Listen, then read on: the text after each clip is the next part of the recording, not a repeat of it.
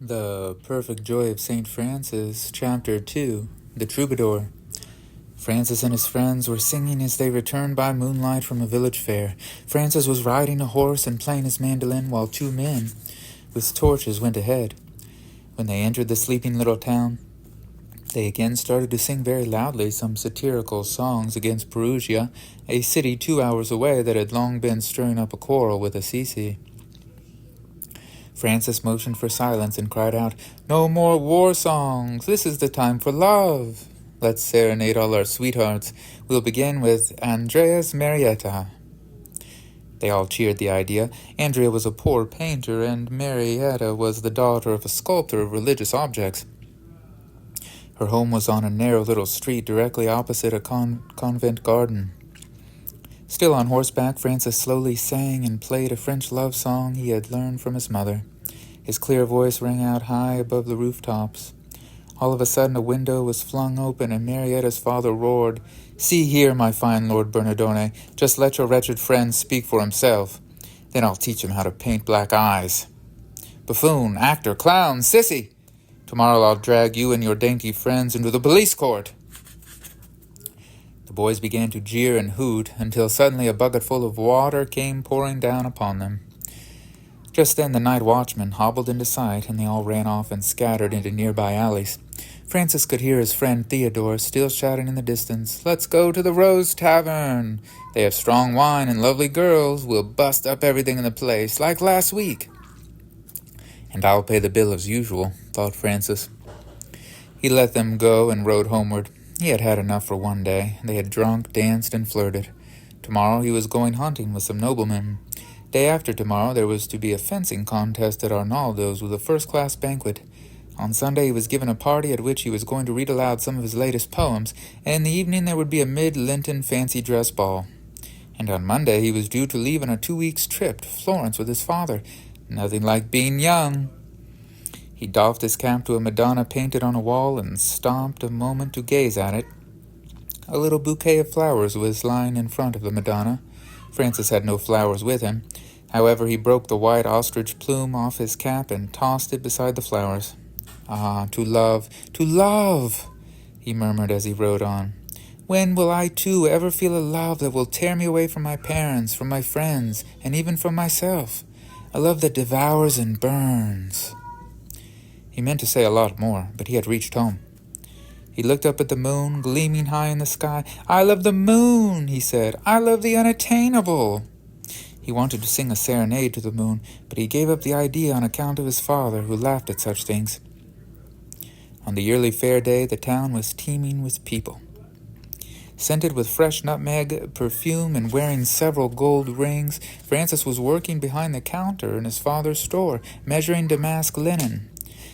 Several customers were standing around, waiting their turn. A servant boy and Francis's younger brother Angelo were helping to unpack and lay out the goods. His father stood outside the front door, where more cloth was on display on shelves. He was talking with two wool dealers, making forceful gestures and laughing like a trumpet. With his big hands, he often thumped the men heavily on the shoulders, and each time their legs sagged a bit. Francis enjoyed hearing his father talk like that, but just now he had no time to listen. He still had to go and get some fresh trout for tomorrow's little party, which he had to give because he had lost a bet. He had not managed to put away 2 pints of wine and 24 oysters without stopping. "I must hurry up and get through with these customers," he thought, and then ride down to the fishers along the river banks. Out in the streets there was a lot of noise. People were talking gaily of the impending war against Perugia. There were swarms of beggars. One simply could not give something to each and all of them. Now there was one more of them coming into the store, a poor devil, half-naked, hairless from head to foot, nothing but a pack of bones and muscles, leaning on a heavy cane. His unwashed body and clothes filled the room with a sewer-like stink. "For the love of God," he begged. But before he could hold out his hand, Francis, who was overcome by the smell and in a hurry to get the fish, snapped at him, "I'm too busy." The beggar limped away, and the customers immediately began to discuss the beggar problem. "They're all loafers and spies. They're making the cost of living go up. They're to blame for the war." "I'm going to war too," Francis exclaimed. He raised his fist as though he were grasping a sword, and his dark eyes flashed like the gems in his rings. He was no longer listening to the talk. His thoughts kept going back to the beggar, and he began to regret bitterly not having given him something. Maybe he is hungry. I'm going to eat trout, and I'm sparkling with jewels, Francis thought. If he had come on behalf of a count, I would have helped him at once, but he came in the name of God, and I drove him away. His remorse became so intense that he could no longer restrain himself. Suddenly he snatched a small purse from a drawer, exclaimed to the customers, "Just a minute!" He ran out after the beggar, but he did not find him. "I won't go home until I find him," he decided, and questioned every acquaintance that he met. All morning he searched up and down the streets, in the churches and the shops, and among the cows in the cattle market. Finally he caught sight of him. The beggar was standing eating a piece of stale bread that was so hard he had to dip it into a fountain in order to swallow it. Francis gave him the purse and said, "Here is your alms with interest," and very courteously he asked the beggar to forgive him. The poor wretch was struck dumb by this unexpected good luck, but as soon as Francis had gone, he quickly glanced into the purse and began to laugh like a child. "What a fool! What a fool!" he shouted. "But that's his business." Then he dropped his big stick and pushed his way into a first-rate inn to round out his slack belly with a leg of mutton. Happy again, Francis hurried home in order to go and get the trout, and he resolved never again to refuse something to a poor man. On the great square, another beggar pushed his way through the crowd toward Francis. He was a hairy little man, a sort of hermit from the caves. His long robe was stiff with dry mud. Stretching out his arms, he planted himself in front of Francis like an immovable rock. Then he threw his tattered cloak onto the ground, as though it were a carpet for a prince to walk on. Francis hesitated to step on it and said, "I've just given away all I have." "I'm not asking for anything," replied the little fellow. I'm doing this to honor you, for soon you are going to accomplish great things which will be talked about until the end of the world." Francis was thrilled, and stepping out into the sight of all the crowd, he proudly walked on the rags. The little streets resounded with the grinding and sharpening of swords and pikes. Then one morning, when a rose-tinted sunrise crowned the mountains like an altar, the long lines of troops paraded out through the narrow city gate, with armor flashing and banners floating while trumpets blared. Down in the valley, the Perugian army was also advancing. The two forces took up positions, then like two walls, the armies fell upon each other with a deafening crash. Francis fought his way right into the middle of the bloody carnage.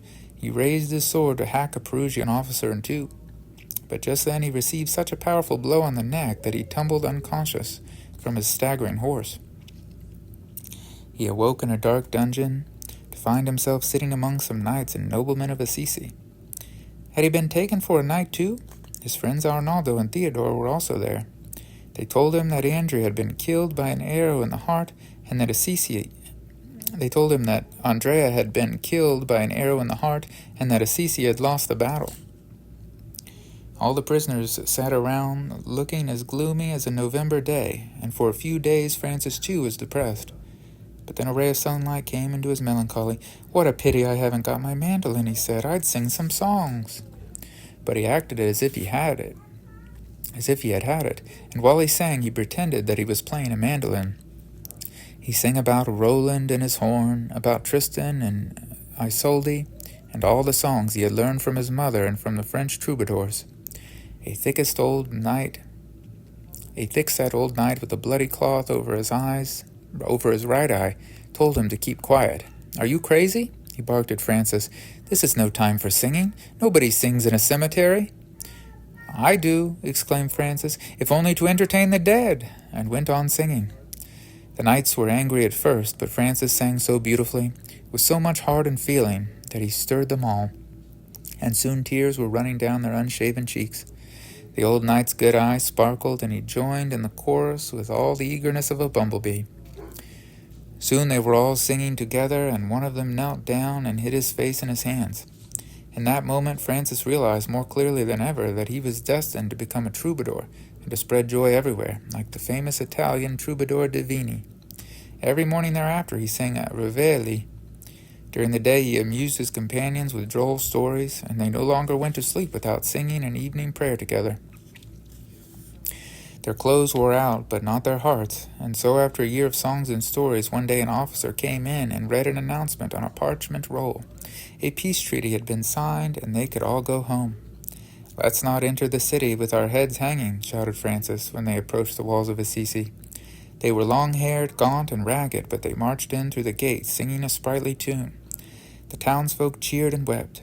At home, Francis found the dining-room table loaded with plump poulets and other delicacies. While he was embracing his mother, his father happened to be away on a trip, and as he was sobbing on her breast, suddenly his knees gave way. His accumulated fatigue made him collapse like a house of cards. They carried him up to bed. Thick candles were lit before the Madonna's shrine. His mother prayed, and his father, when he returned, took 2 rolls of his costliest scarlet cloth to His Excellency the Bishop of Assisi. Falling on his knees, he begged pitifully, "Please, Excellency, I'll give you my whole store. Just make him well. He is the dearest thing I have. He is all my hope and all my pride." "We will pray for him," said the bishop. After all, what else could he say? The doctor, the same who had delivered Francis, but whose head was now snow-white, said with firm confidence, "Just leave him in God's hands. I may be wrong, but I still think it was not for nothing that God caused him to be born in a stable." Francis recovered slowly. With the mild and clear weather, he was able to go outdoors for the first time. He had had a new suit made to order for the occasion. It was yellow with a purple sheen, and when he went out, he looked like a rainbow. How eager he was to be outdoors, out in the country and nature, which he had been forced to miss for so long, and which would completely cure him so that at last he could become a troubadour. People were really glad to see him again. They joked with him and told him to eat a lot and get his strength back, because without him Assisi was dead. He was glad now that he did not meet any friend who, out of politeness, might have come along with him. He wanted to be alone, all alone, in order to enjoy perfect solitude. Tired yet happy, he reached the other side of the hill, over near the dilapidated little church of San Damiano, where the town was completely out of sight, and there before him, as far as the eye could see, lay all the beauty of nature in the spring. But Francis's arms hung motionless beside his body. With a sigh of disappointment, he lay down on the grass. He gazed at the nature for which he had longed so intensely during his imprisonment and illness. There it was in all its fresh beauty, the young shoots in the vineyards and the daisies at his feet, and far, far in the distance, like mother of pearl, seen in a dream, the snow-covered peaks of the Apennine Mountains. He watched the birds fly and listened to their chirping, and he smelled spring in the air, and he looked at the castles on the hills. Everything was bathed in bright sunlight. He saw and he smelled and he heard it all, but his heart remained unmoved. It was just as though scales had fallen from his eyes. All of a sudden, everything looked different to him, as if it were inside out. Everything he saw seemed empty and hollow. His longing for distant horizons had vanished, and, as always happens, the death of one desire dragged others down with it. And within a quarter of an hour, all that had filled his life with song and joy meant nothing to him. He felt ashamed of himself for having been a playboy who had lived for pleasure and for the good things of this world. Did they really have any importance, these expensive clothes of his, these gold rings, these jewels, the parties and poems and friends and music? They were nothing but illusions to gild the emptiness and vanity of the world. Can a man not be just as happy in a woolen shirt as in a silk one, or even without any shirt at all? He sat there weakly, gazing at the glorious sunset. Later he looked up at the stars, and then he thought of God. God is the only thing that counts. He sighed, but the thought came and drifted away again, like a whiff of scent, for of course he was not used to thinking of God. Why am I here? He wondered. Listless and spiritless, he got up and slowly strolled back to Assisi. When he came home, he pushed aside the cakes and sweet wine his mother gave him.